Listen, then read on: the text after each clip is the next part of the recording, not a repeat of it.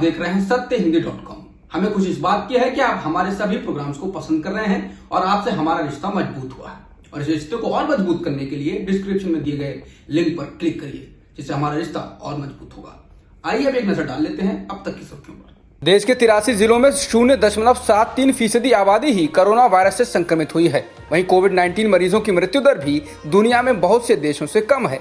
भारतीय आयुर्विज्ञान अनुसंधान परिषद यानी ICMR के महानिदेशक डॉक्टर बलराम भार्गव ने सिरोज सर्वे के नतीजों की जानकारी दी और कहा कि भारत के ग्रामीण इलाकों के मुकाबले शहरी क्षेत्रों में 1.09 और शहरी झुग्गी बस्तियों में 1.89 गुना ज्यादा खतरा है।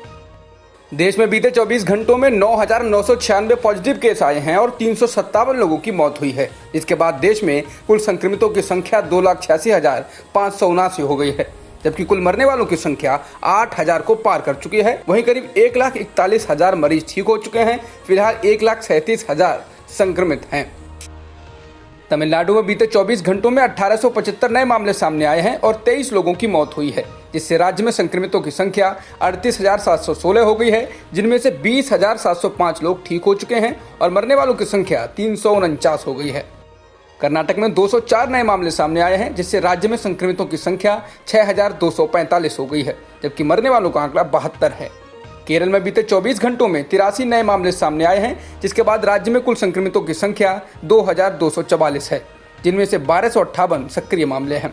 प्रधानमंत्री मोदी ने गुरुवार को इंडियन चैम्बर ऑफ कॉमर्स यानी ICC के 95वें वार्षिक सत्र के उद्घाटन को वीडियो कॉन्फ्रेंसिंग के जरिए संबोधित किया।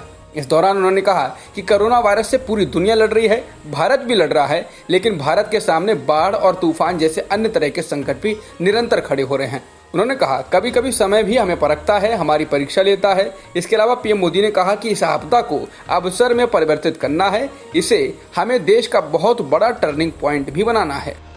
भारत और श्रीलंका के बीच होने वाली क्रिकेट सीरीज को आगे के लिए टाल दिया गया है। ये सीरीज इसी महीने होने वाली थी, लेकिन कोरोना संकट की वजह से टालनी पड़ी है। ये सीरीज श्रीलंका में खेली जानी थी।